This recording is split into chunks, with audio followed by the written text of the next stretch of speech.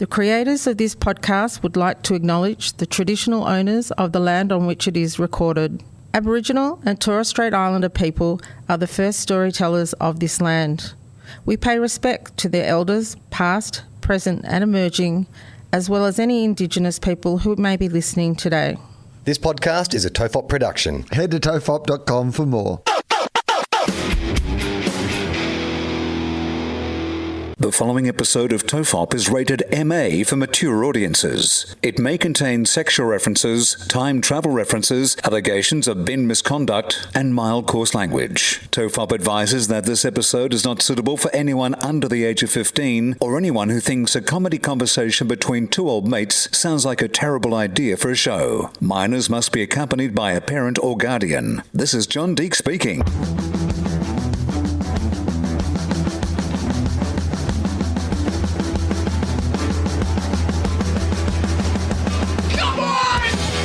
Everyone relax. This is TOFOP. I'm Charlie Clausen. I'm Will Anderson. Hello and thank you for watching.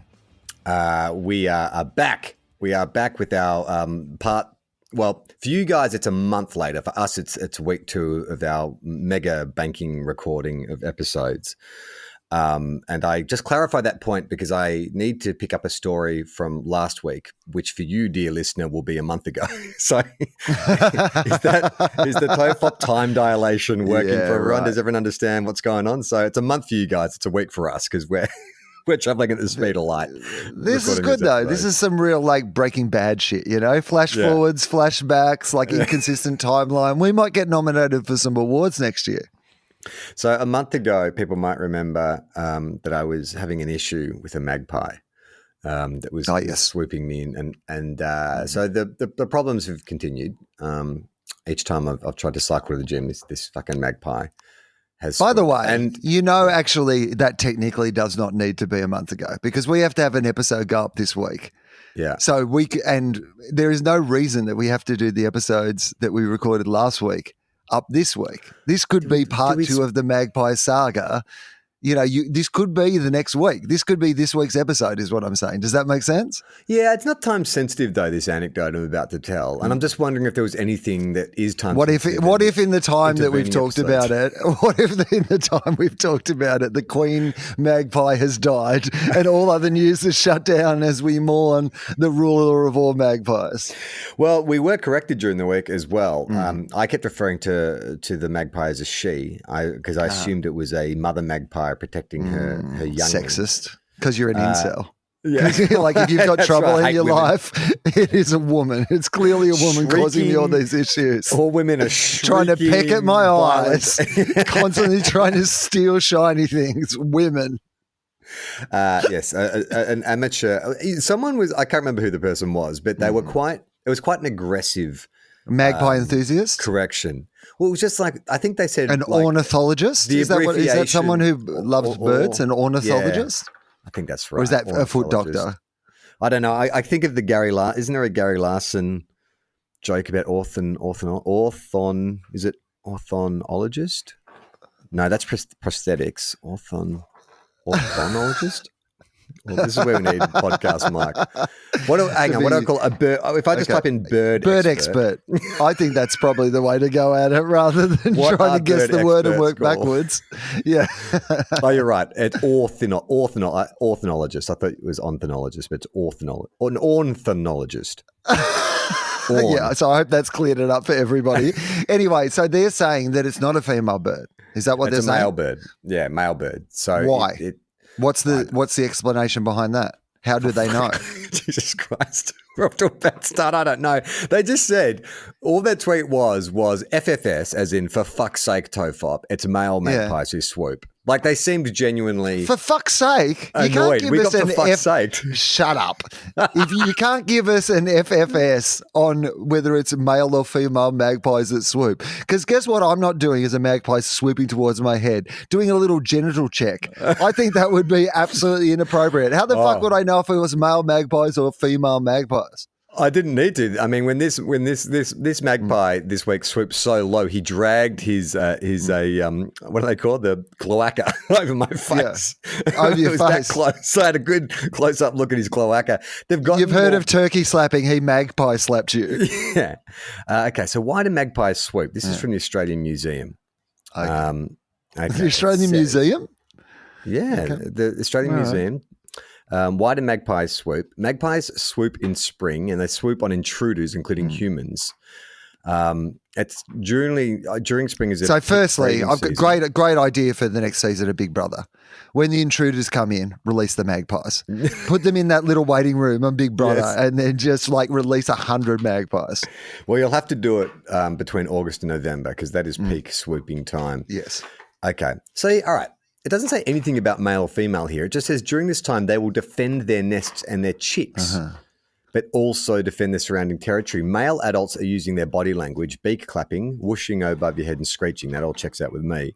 To warn you to keep away from their eggs or their newly hatched chicks, which, actually that's a good callback to the last time we talked about this, because I said, if I injured when it struck back at one of these magpies, would I feel bad knowing that it was just defending its babies?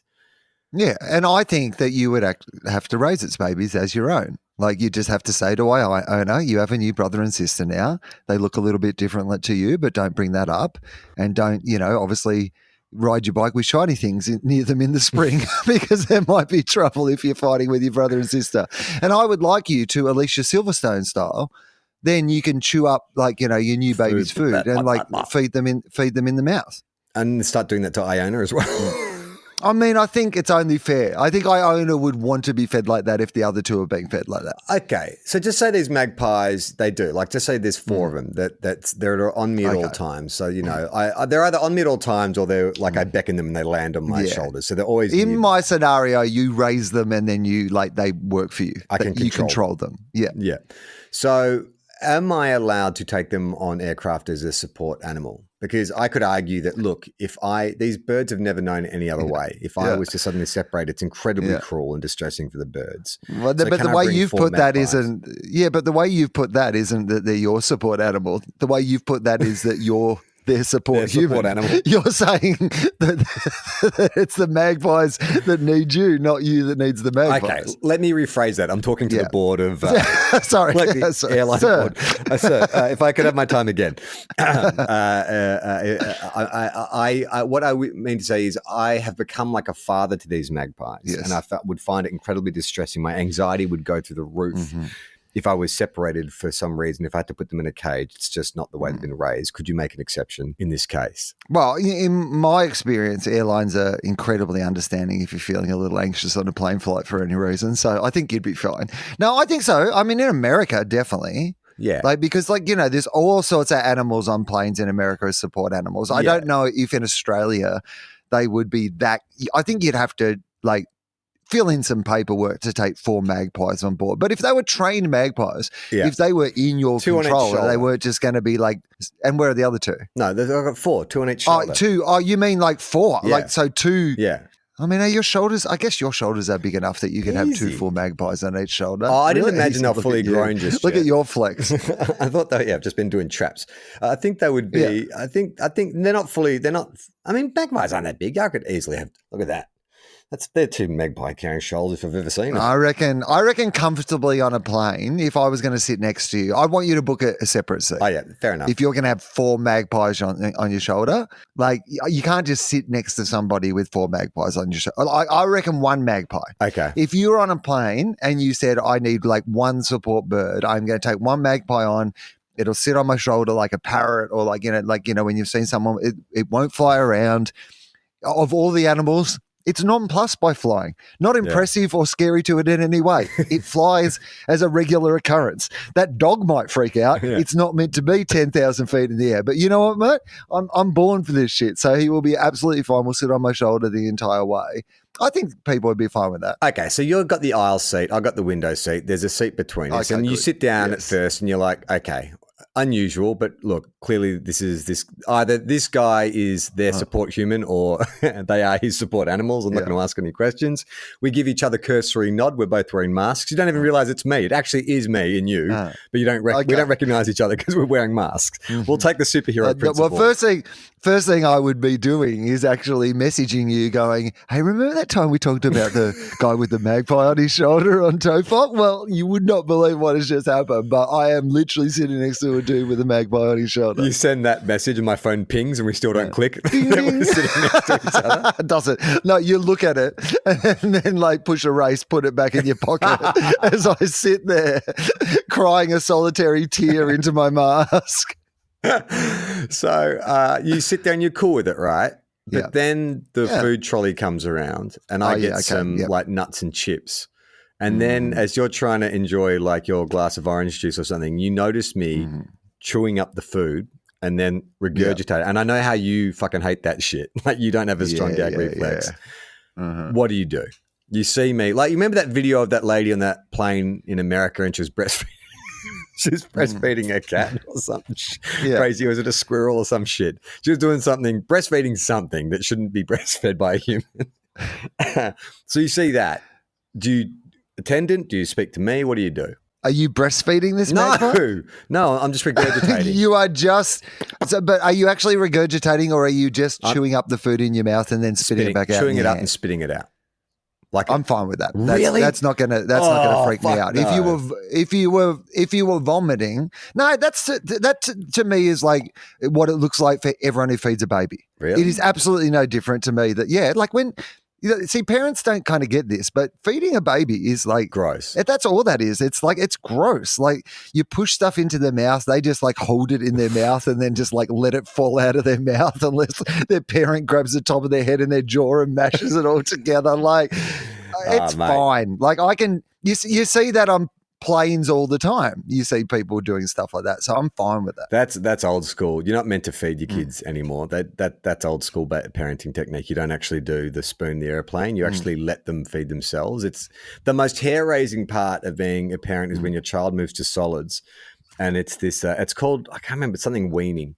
But it's basically you let the child, and this is how children are meant to eat, by the way. This is not some kind of new age fucking Pete Evans, let your kids go crazy. But you let the kids get familiar with like the food, the texture of foods, holding foods, and feeding themselves. But the kids have like a really good gag reflex, so they will often put food in their mouth and just be like just spit it back out and be fine. But you as the parent are like, but you're meant to sit there and you're meant to let them, because their brain is going, okay, I need to chew that more. They're just sort of getting a gauge for all this kind of stuff. But it's really, I remember Gemini sitting there like other side of Iona while she was like, we had all these foods laid out on her little baby table and she just like ate it and it's like, and we're like, oh no. And then she's like, and then she's fine. She gets another piece of food. I mean, what's the thinking behind that? Because I don't doubt that is true, but like baby-led also, weaning, it's called, baby-led weaning. Yeah. But here's what I also know about the world. What?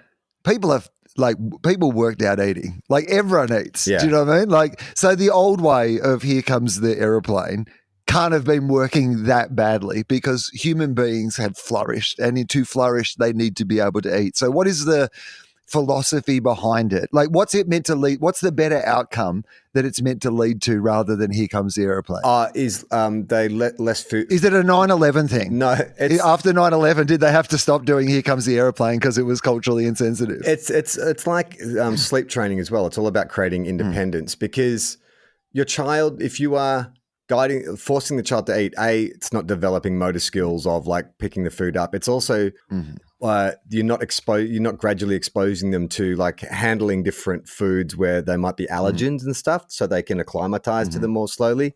And also like the way Iona has evolved as an eater, she eats everything because she's had a chance to kind of like try a lot of things. It's not this kind of prescribed controlled mealtime. So the idea is like behind then is it around the idea that like shoving food towards like someone's face at that age imprints the idea that that's how you eat. That food is bad. Well, yeah, it's do you think it's like is there adults growing up who can't eat unless they're like choo choo choo choo choo choo choo? I mean, don't get me wrong. I have busted out the here comes a choo choo train. Here comes like I'll do an elaborate like air show kind of loop the loop with the spoon sometimes if she's not eating. But out of a lot of the pediatricians we've spoken to on Dad Pod, the thing they say is you can't force someone to sleep, eat, or go to the bathroom.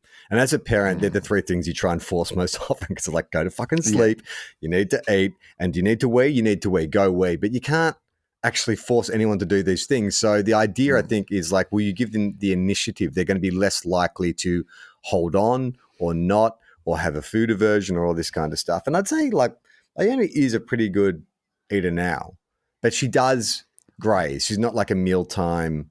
She doesn't sit down and have like 3 big meals. It's just like she has little meals all day. So I think that's kind of the way. Because no one ever forced her to. Yeah. And you should. That's what you've got to do. You've got to get there and teach her how to have 3 meals a day. 3 squares and a cot. Okay. So magpie.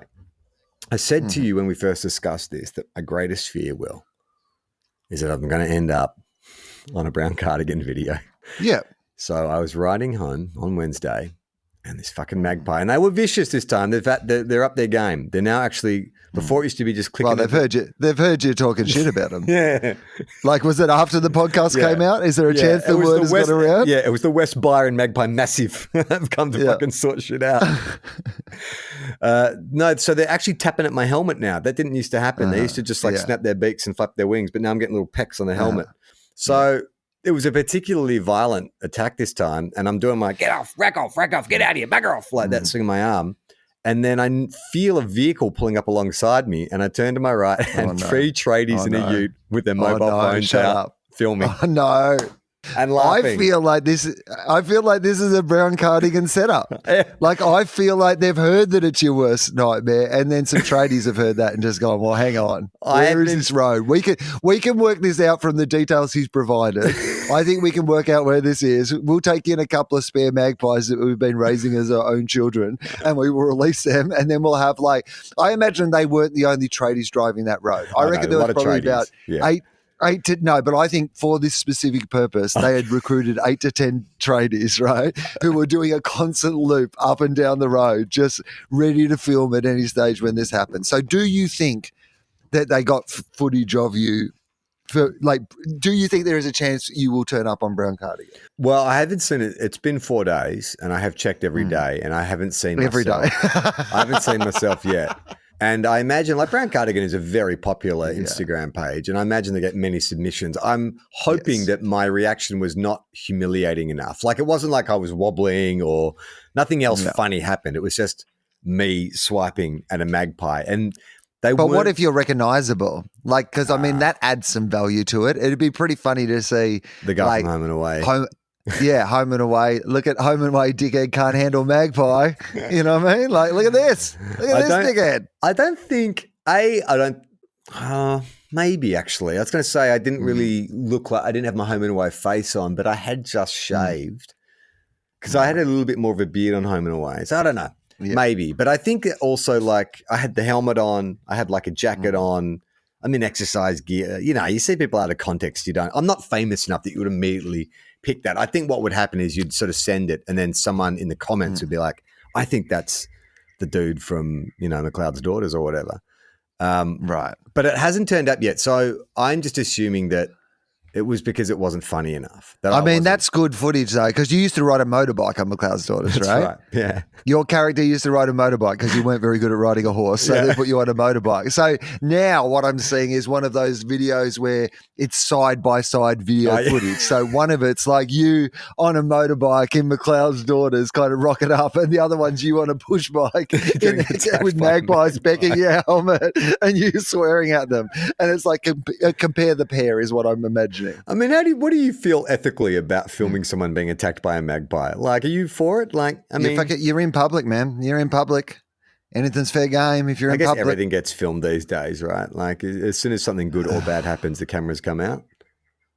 I mean, it's ridiculous. It's ridiculous that you can't go out in the world without the fear of being filmed in any situation. And you see it now when shit goes down. Like not just this sort of stuff, but like when actual shit goes down. Yeah. We're always seeing videos of these attacks or fights or whatever because the first time that something happens, people's immediate reaction is to pull out their phone and start filming it. Well, I think it's not a bad thing in the sense that if it is like a criminal event or whatever, like you need documentation like that. You know, George Floyd case wouldn't have even been known about if there wasn't like all those camera angles, even though there were witnesses there. And I mean, we talked again. No, I agree. Look, I agree. There are some times when that is very important citizen journalism, but there's sometimes when it's being recorded for more of a Brown Cardigan-esque, moment where you're like, hey, instead of filming that person being racially abused, you could actually step in and stop that person from being racially abused. Well, I guess it's funny, isn't it? Like they talk about bystander apathy. That often happens, when there's a big crowd of people and someone's being harassed, no one does anything. And I guess that video camera, psychologically, it separates you from what's going on. So there is a kind of separation because you're now viewing it through your camera, but then you can also convince yourself you are doing something. Oh, I am doing something. Filming it. So this is, I'm making a cameraman. difference. Yeah, I'm a cameraman. I'm making good. In fact, refer to me now as camera man. I fell into a vat of cameras and I became camera man. Or camera woman. Oh, yeah, or camera woman. Or camera person. FFS. FFS. Yeah, that's right. I'm camera they. Yeah, sorry, yes, whatever. I'm a camera. Look, I have a camera. I'm doing my bit, is the point.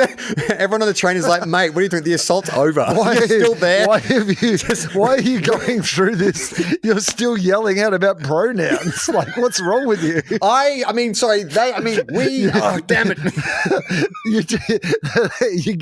You look up from your phone, everyone else is now filming you.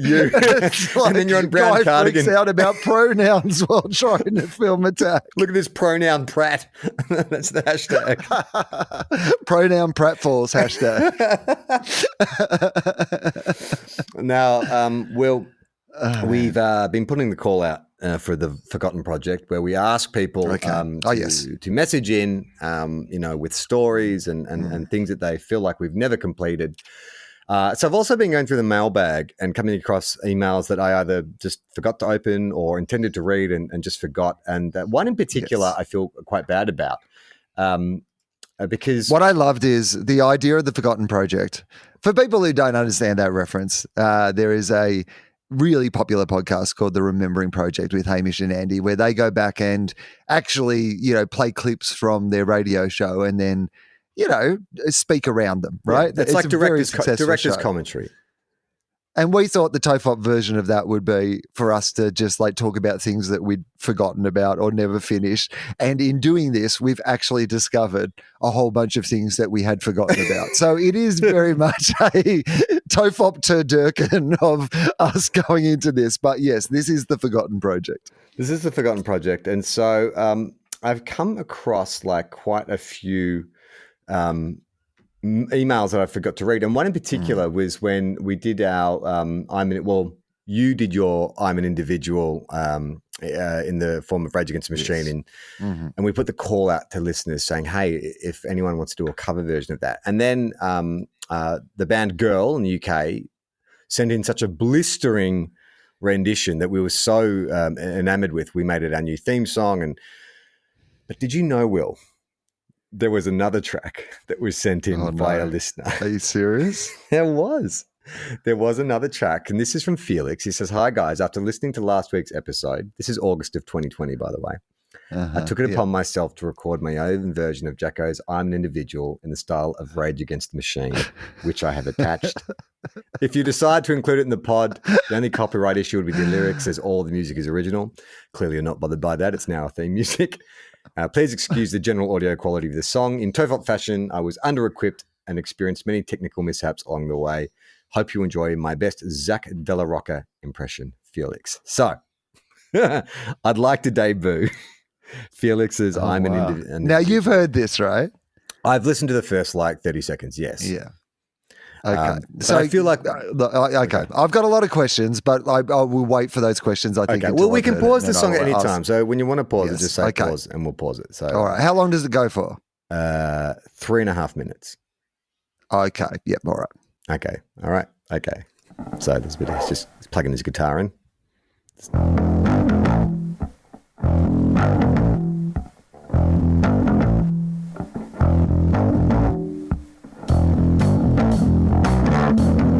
Starting more. It's just more rage now, right?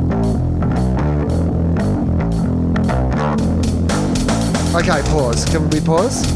Okay, Yeah. so at the start it did sound a lot like Another One Bites the Dust, and I was like, "Is he doing a Queen, mash up of this as well?" But yes, it's starting to ease Get a bit more into funk. being a little bit more Rage Against the Machine. Yeah, Yeah. at the start he didn't feel like he was raging against anything. He felt like maybe mildly annoyed, but he certainly had to build his way up to a rage.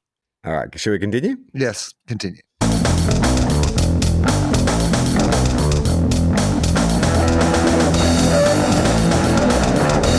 Definitely more rage now, right? Rage, definitely rage.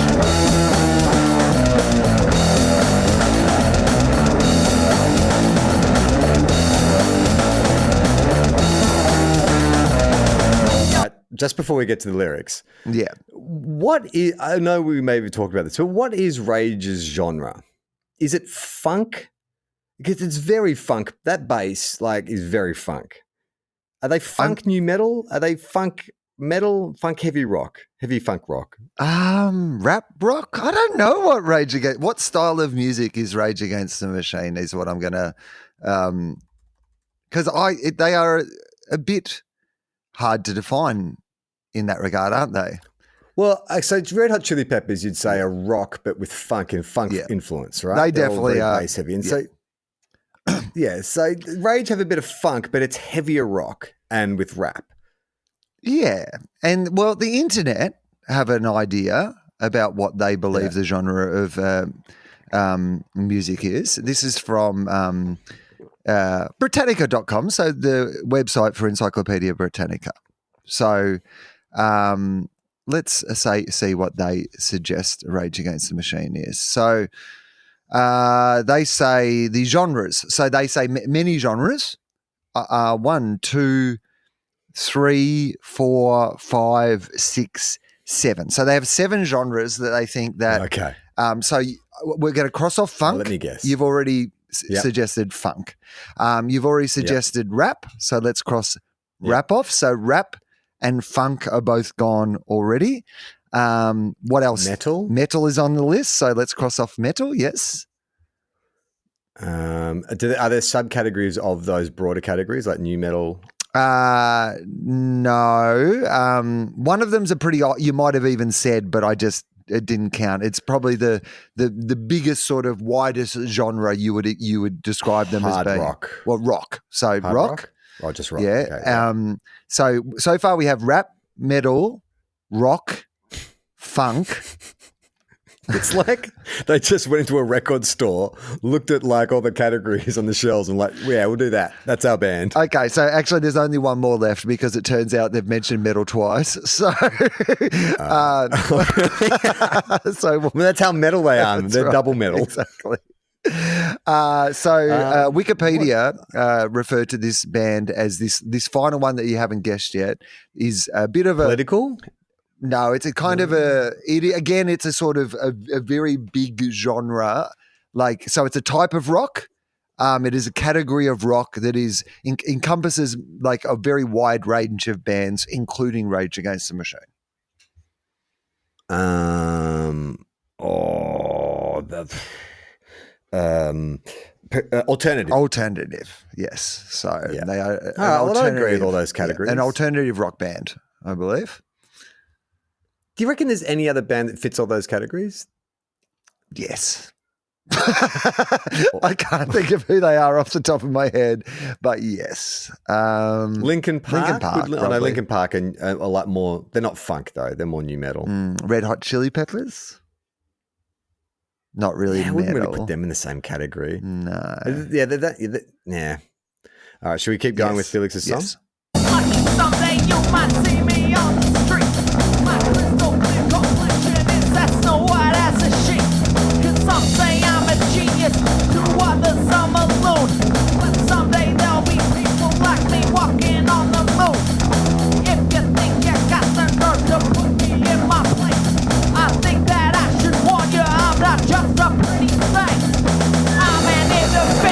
So I just got to pause. I got to say, pretty good Zach LaRocca. Like, I mean, I think that the girl did the more screechy Zach LaRocca, but this is more that kind of like Bulls on Parade. He's more into more of his groove. You've got something to say, Zach LaRocca. If this felt like De La Rocca, sorry. If this felt like, or if somebody said, "Hey, there's this like obscure early Rage Against the Machine garage sessions thing that's been released online," and you heard this, there's a bit of you that'd be like, "Oh yeah, maybe I could see how maybe that's like a." It definitely has the vibe of it for sure.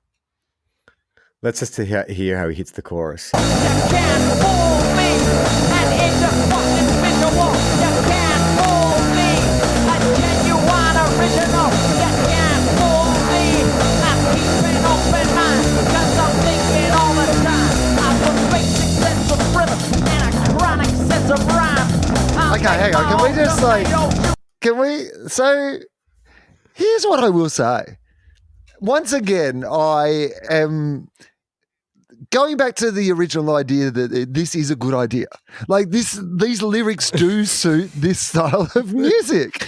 Like, you know, that chorus line, that call and response chorus line of "I'm an individual, you can't fool me." It has that real wake up. Like, you know, don't believe everything you read. Do your own fucking research. Like, you know, let's burn the whole thing down. You can't fool me. It works.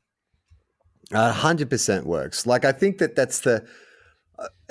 I'm surprised that we haven't been kind of slapped with any kind of like. Who was the? Oh, we have to look it up now because I can't remember who wrote "I'm an Individual." Did Mark Jacko Jackson not write "I'm an Individual"? I mean, I guess he probably didn't do the music, so. Right? Like he would have done the lyrics, wouldn't he? I've always imagined that it was the lyrics penned by Mark Jacko Jackson. Are you thinking that somebody has gone to Mark Jacko Jackson with the lyrics of "I'm an Individual" and said, you know what? Has looked around. They've written this song, "I'm an Individual." They've looked around at who they think are individuals and they've found themselves at Mark Jacko Jackson's door. Yeah, he didn't write it. He didn't write it. It was written by Robert Alexander Brown. Who is Robert Alexander Brown? There's no hyperlink. I think this is the only thing. I mean, I'm sure we've read this before, but it's just a quick recap. "I'm an Individual" was a novelty song released by Mark Jacko Jackson in 1985. Described as, okay, so we've had the 6 categories. Yeah, what are the categories? 6 categories. Yeah. No, well, it's one of those categories, but with a descriptor that if you played Rage Against the Machine to your mother or your grandmother, they might describe it as being a bit one word. Loud? It's a bit noisy? No, a bit. What's a word that like grandmas use, especially for like, you know, metal and hip hop? It's a bit. You're in the loud is definitely an issue. It's more the delivery of the lyrics. Shouty. It's a bit shouty. It's a bit shouty.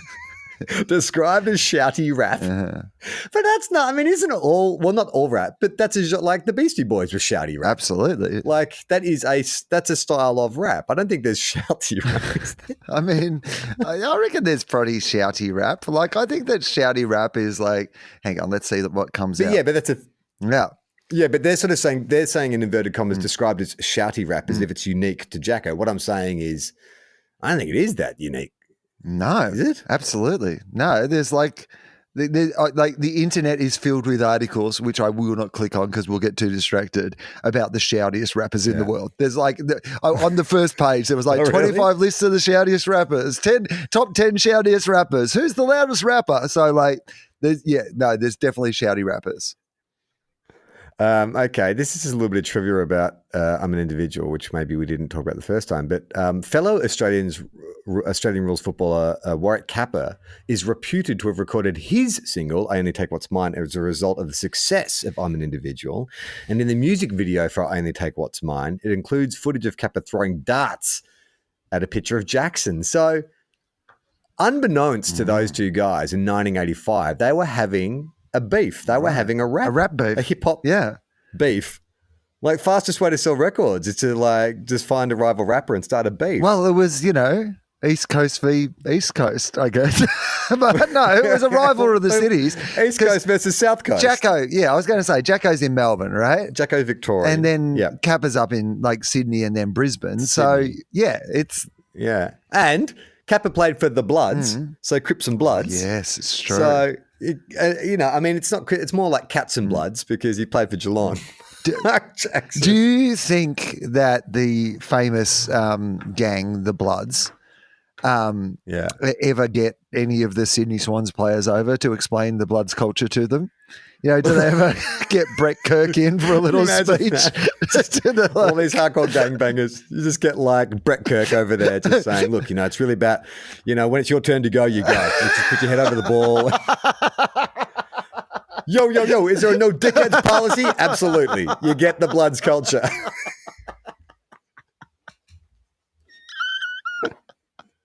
That and turning around bloody people's careers. Yeah. So it's like if you want to recruit from That's other true. gangs, You got some. Which one are the Bloods? Who do you know which side's which? Bloods and Crips? You know what? Who's West Coast? Who's East I'll look Coast? up the Bloods and the Crips. Now, aren't the Bloods and the Crips? I'm I love in our forgetting project.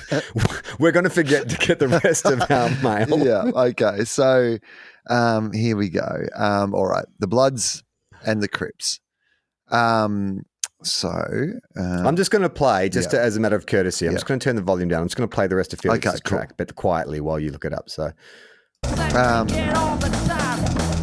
Crips was a gang formed in Los Angeles in the late. How do you like this with the backing music? Yeah, Crips was a gang formed. Now it feels like a documentary about like hip hop beefs. So I should be like, Yeah, could you put a bit more emphasis? Yeah, sorry, Make it a bit more foreboding. you know what? I've actually got a. On the streets of Los Angeles, USA, late 60s, early 70s, a gang was formed. A gang of men called the Crips. The Bloods were mainly a gang formed by smaller street gangs coming together to counter the growing influence of the Crips. So the Crips were already there. And then the Bloods, there was other like smaller gangs, and then the Bloods are kind of like the IGA, and the Crips are like the Coles and Woolies, basically, right? Yeah. Thanks for putting it so I can understand. The independent grocers of Australia. Yeah, exactly. Thank you. Finally, a reference I get. All right. Okay. So, not really much more of interest there about the Bloods and the Crips, really. All right. Well, we'll just let Felix's track play out. And while we do that, and we're on a musical theme, I thought I should bring this mail up because I feel actually this is one I feel bad about. This was from April, earlier in this year, from April. It's from a guy called Stuart. He didn't necessarily want this read, but Stuart, forgive me, I won't read the whole email, but there is part of it that I think is is relevant, worth talking about. He said, "I heard he didn't want it. He didn't want it read. That's why he sent it his mail to TOFOP because the chances of it's ever getting read." He goes, "I don't want it read, but at the very least, I want it read in 2 years' time from now." He said, "You've talked about." Will was talking about what's happened to the live music scene. I completely agree. Also, duly noted is a sponsorship situation at TOFOP Hatchery because he said to you guys, can you advertise my band? I said, it's not really something we do. But I said, look, I'd be happy to mention your band if that's something that would help. Okay. He said, your podcast reflects back a little of my life at the moment. I moved to Tassie from Melbourne to work in the creative music industry and witnessed climate change firsthand with fires 2 years ago. Anyway, as you've spoken about, creative sectors, especially music, have taken a real hit. Thank God down in Tassie we have Mona and its festivals down here which have kept bands going. In fact, supporting them to produce content as well. However, touring and being able to cover costs at the minimum is not an option or the financial risk worth taking at the moment. Anyway, one of the bands I play for is called EWAH. That's EWAH and the Vision of Paradise. So EWAH and the Vision of Paradise. They've made a feature-length film and they're touring its new record. It's premiering in Melbourne this year. But to the point, if you support us, what would it cost to promote our band's new album? Okay, here's what I'll say, Stuart, is it's not going to cost you anything, but we're going to put links to your band in this episode description. So there's a Bandcamp link, there's a website link, and there's a trailer to the feature film that they released this year. So if anyone is interested, I've checked it out. I think you'd quite like it. And Stuart, forgive me my narrow comparisons, but it sounds a lot like The Cure. Yeah, right. It's really cool, kind of moody, like adult contemporary rock, not an ounce of funk or shouty rap in there. But yes, we'll put these links in the episode description. Mike, if you're listening to this, just remember to put the links in the episode description. So hopefully, Stuart, that makes up for me forgetting to read this out back in April when you sent that bit of mail. Well, this is from Isabel. She said, hey guys, I love the podcast. This is another email I forgot to read out at the time. Quickly, I got into it through the TOFOP episodes with Gareth and Dave. Then I realized I should listen to the original. This happened to be on the 4th of July, 2020, and not feeling very patriotic in the USA. I tuned in at around episode 299 where you were talking about bins, and I loved it. Anyway, in a recent episode, you guys mentioned Booker T, and my mind went to wow, they know about Booker T. Washington, an historical American figure. And then I realized you're actually talking about a professional wrestler. Anyway, keep up the great work. So and this is going to make me sound so dumb. Were you aware that there was actually a famous like Booker T. Washington? Well, I knew there was like a band called like Booker T and the MGs, right? But I only really know about Booker T because he's not just a wrestler. He's the five-time world champion, world wrestler. And of course, he had a finishing move called the Spinneroonie. But the historical figure, I'm not familiar with. No, are you going to give me some information on this historical figure? Yeah. Okay. So Booker T. Washington. Booker. Any relation to George Washington? Booker T. Washington? No. Okay. He was born in 1856, so way after George Washington. He was an American educator, author, orator, and advisor to several presidents of the United States between 1890 and 1915. Washington was the dominant leader of the African-American community and contemporary Black elite. Okay. He was from the last generation of Black American leaders born into slavery and became the voice of former slaves and their descendants. So from that beginnings to being the five-time world champion. Are we suggesting it's the same guy? Is this as a reward for being the spokesman of his people post-slavery that he was given eternal life? He was given a wish by a genie of some kind. And he said, not only would I like to live forever, but I would like to become a professional wrestler. When it comes to politician names, though, like Booker. Like it's like there was, remember that Richard Grieco series? Well, he was Booker from Booker? 21 Jump Street, right? He was Booker from 21 Jump Street. It's actually just a cool name. Like I can't think of a politician, Booker T. I can't, like in the photos on Wikipedia, you know, he's like all elegantly dressed and stuff, but I just see like the wrestler Booker T, and then the band Booker T. And so it's like, it's such a cool name. I can't, I mean, is it cool because we think it's cool? Because, like, for example, like Mitt. What do you think about Mitt as a name? No good. Because Mitt Romney. I always, when he was running, I was always like, I wonder if people like the name Mitt because it feels like a weird. I don't know if I would be comfortable with the idea that, like, you know, if Mitt Romney's name had been Booker Romney, do you think? Oh, he was a Mormon, wasn't he? Is he a Mormon? He'd be Booker Mormon, which is a great joke. But by the way, I did not do that entire run up just for that joke. I normally would, but I actually just stumbled onto that one. So I think, do we have any cool, who was the coolest Australian? I mean, Bob Hawke, right? Bob's kind of a good. Like Harold Holt. Harold Holt's pretty, sounds like a superhero. Harold Holt. Clearly not Aquaman. For those who are listening, he disappeared mysteriously at the beach. The coast of, was it Sorrento? Taken by a Chinese submarine. Japanese submarine. Oh, was it? Yeah, well, both ways it didn't happen. So whatever it was, it did not happen. And famously, there is a swimming centre in Victoria. Our Prime Minister drowned and we named a pool after him. Australia. I just can't believe that was ever like, no one ever like when they had the council meeting. So what are we going to name it? No one was like, I don't know. Well, no, I think the opposite. I would like to see this become a bit of a trend. I think that like when you are honouring people post their death, that it should be in the method by which they were killed. I feel like that's fun. Like I would like to see more of that. Like, like for example, like the John Denver Airport or whatever. I feel like that's good areas.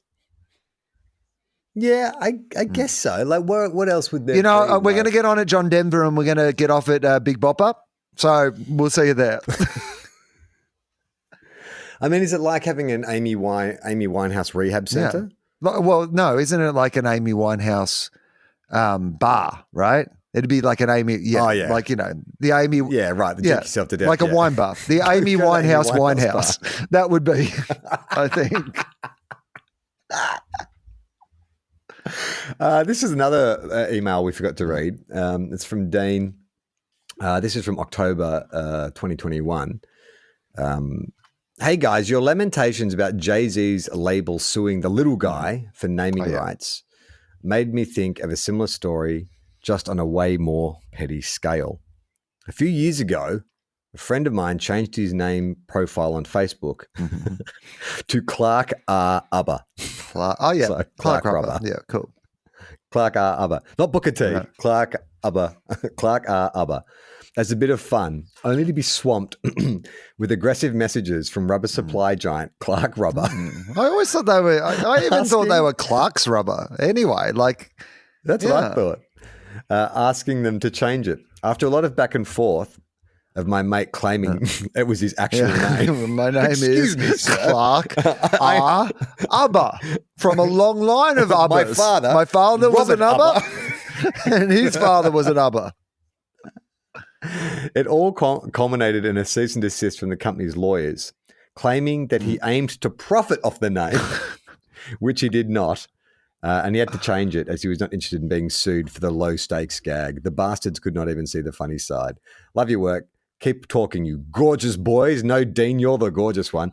That's hilarious. I love the fact that someone has the inclination, and it's such a random target to pick, like Clark Rubber. When have you ever thought of Clark Rubber? Why didn't you just name yourself I don't know, Wally Mart, Walmart, and people call you Walmart or something like that? Well, because I think if you go with Clark R. Ubber, you think, what are the chances that the good people at Clark Rubber are ever going to contact me and be mad about this? It's such small fish to fry that you can't imagine it would be an issue. Back in the early days of the internet, when movie websites were a big thing and posting on movie websites were a big thing, one of the greatest insults you could level at the other talkbackers was to, if someone wrote a positive review of they'd been to an early screening of Lord of the Rings or something, they'd be accused of being being a plant. You're a plant. That's people would write. And so when I created my handle, I named myself Mr. P. Lant. And I would just post overwhelmingly positive reviews about films that everyone knew sucked. No cease and desist from the real Mr. P. Lant. Thank goodness. This is from John. This is probably a good one to go out on because it's a bit longer. This is from John, who says, "Hi, Will and Charlie. I'm a Patreon subscriber. Thank you.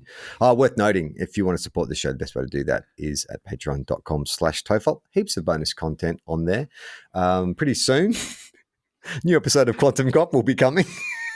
James has told me this week he's started drawing it. So probably by the time you hear this episode, it might even be out there, but you can join for as little as $1 a month. And as much as you like, if you want to join at the top tier, which is $20, you'll get an autographed poster, actually authentically autographed by Will and I. We spent a whole day or something just signing these posters. And I thought we're running low. Remember last time I said, we're running low. I've just discovered, Will, some recently released autographed posters. Can I ask about the autograph, by the way? Because as people now know, it's been announced, I have a book that will be available from November the 1st. So by the time people hear this, but you can pre-order it anyway at the moment. And it's called I Am Not Fine, Thanks. And I have to be flown to a factory in Melbourne to sign like for 8 hours or something to sign like a couple of thousand books in some like factory in Melbourne. Like, do you?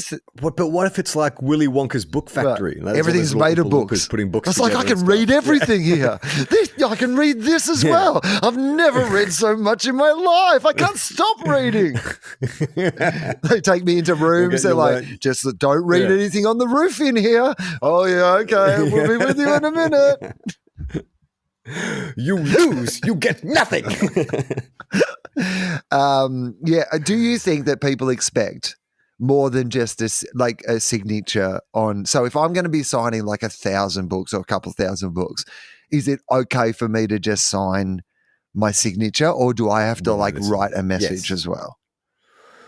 No, I used to have to pre-sign thousands of fan cards for Home and Away, and yes, 100%, it's okay to just write your name on it. I mean, if you're seeing the person, like if there's a person in front of you, yes, you should personalize it and stuff, but you don't know where it's going. What are you going to write? Like, reach for the stars, keep smiling. Yeah, but that's what I mean. If I have to come up with something like that, my one was always. It's a good one. It's a 2-word one. Because I remember footballers used to write it to me. Fuck off. No, there's a good one. It's like it's something like all the best wishes, or all the best. I can't remember what it is, but just a 2-word. Dear Will, best wishes, all the best. Reach for the stars. Keep smiling. Hashtag. Hope your hair and teeth don't fall out. What's wrong with you? What if I just started doing random names?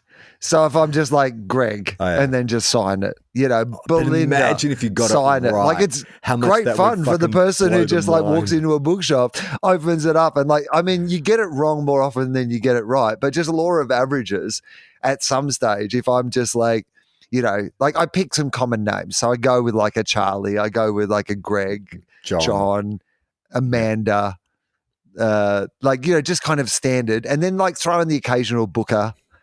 Just in case. Booker T. But imagine if you land that Booker T. What a victory. Or a Booker. Yeah. Book for Booker. So tell me though, like if you get just say, I don't know, like who's a writer, or just say I get you an autographed Christopher Nolan script. I get you The Dark Knight, a signed copy of The Dark Knight, but it was actually written to someone else. It was like, it says, Dear Steve, all the best. Reach for the stars, keep smiling, Christopher Nolan. But I have it. I bought it on eBay. Is it any less valuable to you? You've got an original script that Chris Nolan had in his hands, and it's signed by him. It's just that he intended it to go to Steve. Do you like that present less? I don't like the present less, but I do wonder what happened to Steve. Like, is this a cursed script? You know what I mean? Like, well, he's American. He had to pay for medical What bills. happened? Yeah. Poor old Steve got COVID and then had to sell this script to pay for his medical bills. You can just see his tears, as he cracked open his children's college fund. One autograph. One of the invoices is like stuck to the back of the script because he had it next to his bed because he just wanted to read it as he died, and now his family are selling his assets to pay for the medical care. We started this by plugging Patreon, so go to our Patreon. Also, if you can't afford to support us that way, that's fine. But why not go to our website and check out some of our other great podcasts? And if you like those podcasts, you can leave a like or a review. That always helps on Facebook or on Apple or whatever your platform is for listening to this podcast. Right, this is from John. It's more a question for you. Hi, I'm a Patreon subscriber, and I've emailed you once before about. Oh, yeah. Sorry, John. When did you write this? October 2021. Okay. Sorry. So he's written to us twice. We haven't responded until now. Wow. I've emailed you once now, before. I imagine, October 2022. So we're only a year late. About whether Patreon subscriptions were in Australian or US dollars. My adult daughter was thrilled to hear my name read out in your podcast. Okay, cool. Thank God. So we did read it out. I was wondering if you could give me some advice. I've been going to a seaside town in Queensland for about 13 years. It is a thriving regional town. It has great live music venues, restaurants, and plenty of young couples and people. After we open international borders, it will once again be overrun by backpackers from all over the world. I have 2 venues in mind, one that would seat 100 and one that would seat 150. They're fully licensed and can cater for sit-down meals. But from podcast, I've heard comedians do not really like people eating while performing. I'm sure I could come to an arrangement to hire the venue for a night, and I would look at holding local talent nights. In the first instance, I'd be looking to bring in young and up-and-coming comedians to see how they go. But this is one of my problems. I've never put on an event like this before. I was hoping you might have some ideas that would help me, i.e. how do I contact comedians with managers or without, like independents or people who are starting out? It's not really about making money for me, even though that would be nice, but that's not my priority. I'm 64 years old and retiring. I've done all right in my life and I'm financially secure, and so I'm quite happy to risk a loss, but I just want to give back to the community. Oh, good. Yeah, this is great. Accommodation isn't a problem, as I have I own 2 studio apartments there. Yeah, he's definitely a 64-year-old. He's got a couple of boomer invested properties. Good. They're situated in the city. They've got spectacular water views. It's a 100-meter walk to the venue. Perfect place for up-and-coming comedians. I hope you can at least point me in the right direction. If you're too busy, I understand. I think this would be great for the community. Thank you for entertaining me over your career. And, sorry, Charlie, you're also pretty good. Well, I didn't realize that you were just speaking directly to Will. You said, hi, Will and Charlie. All those compliments I thought were for me. You didn't have to use the qualifier at the end. Well, now no, that's fine, mate. Okay, well, you're the expert. I am not an expert in this field at all, but I do love the idea of somebody. Well, as a comedian. Yeah, so here's what I would say. If you are in a place that people like to visit as tourists, then there is a middle rung of comedians who would be rapt to have like a weekend away somewhere where their accommodation was sorted and they got to have like a weekend or a few days or a week or whatever it is at a tourist destination. So if you have access to accommodation, like I think you could absolutely make something work. And if your hope is to give something actually back to the community in terms of developing local talent, with a venue that size, you could be bringing in people from, he said Queensland, right? Like, so definitely from like Brisbane, northern New South Wales, but probably even from Sydney. I mean, by the time you fly people from Melbourne, it probably gets a bit expensive to be budgeting for something like that. But like if you are accessing local talent, if it's, I don't know where, he didn't say where it was, did he? He just said it was in Queensland. No, he just said it's a regional town. So near the water. Yeah. I mean, I think there would be people who would definitely be up for doing something like that for, like a small fee and the opportunity to have a few days off. But I also love... Is 100 to 150, is that like a... I think that's a reasonable... I think it's... I mean, the problem with 100 to 150 is making a profit, or making enough of money to cover your expenses. Like, ideally what you do is you can get... sell one of his apartments. You get some local business to sponsor the comedy night would be like, somebody who wants advertising, they have a little banner at the back or whatever, and you get like that. So they, for example, pay for the, that's your headline comedian's money. And then, the rest of your money you're doing off the... Just check who that person is. If you get an email from Clark Ubber. Not a real guy. Saying I want an advertisement. Just making sure you leave a gap between R and Ubber, or I'm in some legal difficulties. Well, I hope that's some good advice for you. And it's only a year too late. So, no, it's not a year too late because the last year would have been a fucking terrible time to do this. I am only giving you this. That's right. October last year, right before Omicron. Would have been a fucking massive mistake, and you would have really been regretting it. Now is about the right time to get into it. So good. Yeah, you're probably. I mean, having said that, if it's 100 room capacity, maybe just get 50 in. It's a bit of social distancing. I mean, everyone's gonna be. No one's going to be wearing masks, mate. It's fine. Have you been on a plane since? You will have, but have you been on a plane since they stopped the mask mandate? Yes, I have. I have a story to tell about that. So let's save it for next week's TOFOP. Okay, great. Thank you once again for tuning in. I'm Charlie Clausen. I'm Will Anderson.